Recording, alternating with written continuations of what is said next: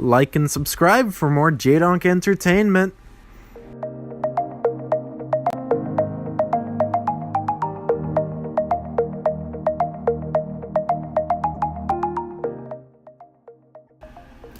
Hey, this is J-Donk, and boy, do I have a story to tell you guys. It's the story of when I almost died.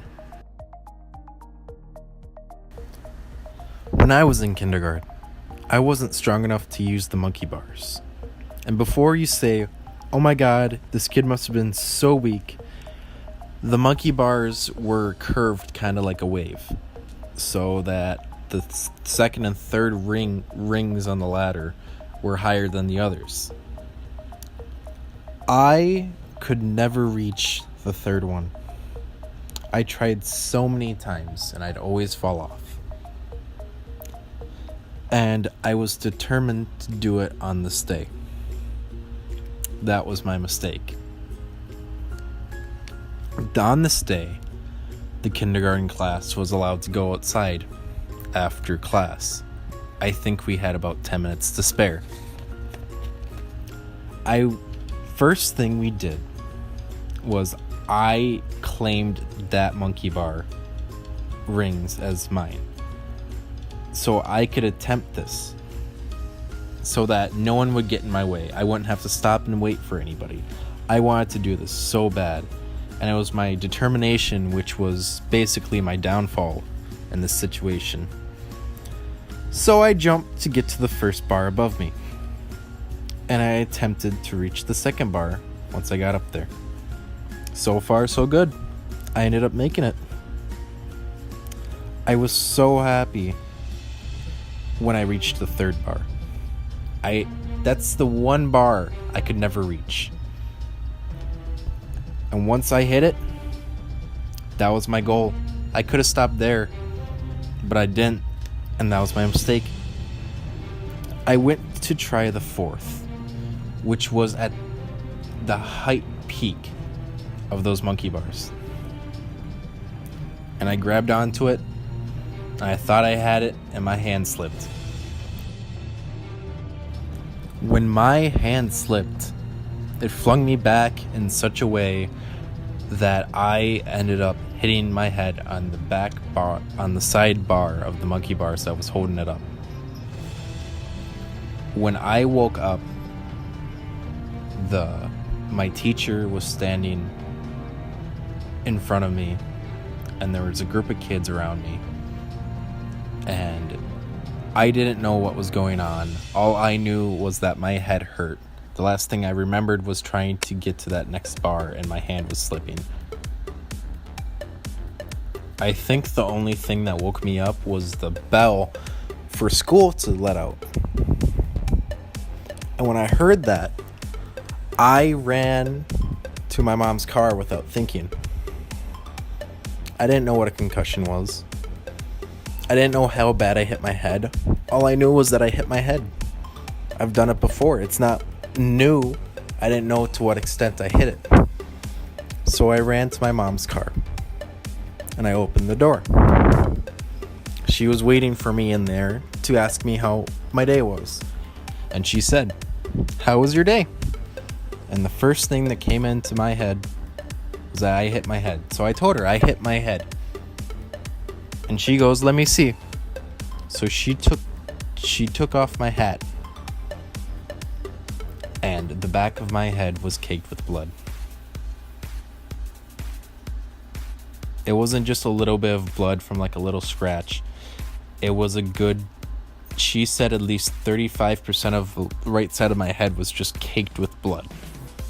And it was drying too, so it happened, pretty recently. But not too recently.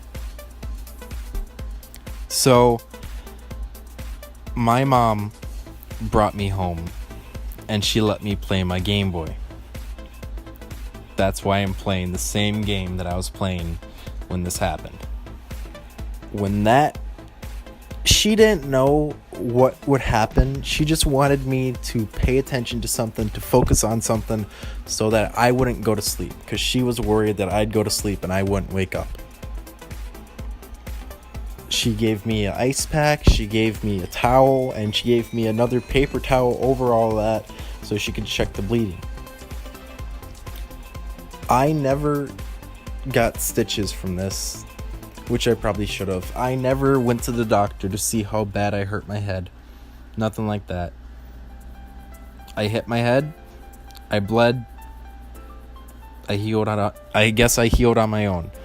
But there's a spot on my head where it does not grow hair anymore because of how hard I hit it. It damaged the skin that bad, and it probably damaged my skull pretty well too.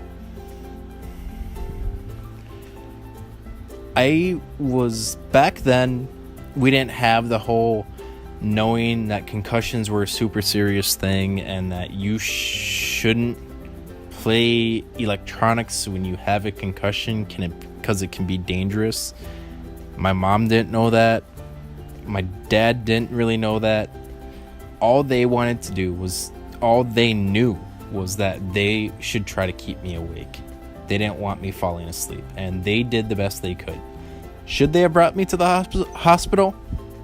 Yeah, probably, but you know how much a hospital is? That shit gets expensive. And I don't blame them, because I ended up cracking my chin open on a chair, and I ended up calling my girlfriend and sending her a picture going, "Do you think I need stitches?" And when she said, "You need stitches," and she came over to bring me to the hospital to get stitches on my chin, I went, I think I want a second opinion. So we called up her dad and sent him a picture, and said, "Do you think I need stitches?" And he goes, "You need stitches." I didn't want to shell out $200, $300 for 8 stitches. That's a lot of money for somebody just sewing something into your chin and giving you a couple antibiotics and letting you go on your way. That's kind of the moral of the story, is that things are expensive nowadays. And even back then they were expensive. And it's something that prevents people from getting the care and attention they probably need. And I got lucky. I didn't die. I don't have any damage that I know of, but I probably do. Come on. Who knows? Maybe 80 years from now I'll have a stutter all of a sudden. Or maybe I'll be a super genius in a couple years because of the way my brain got hit and all of a sudden it connects.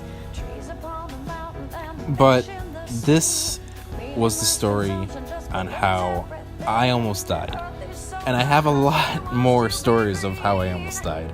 I was a very adventurous kid and I was accident prone. And I might tell you a couple of them in the future. Thank you guys for watching.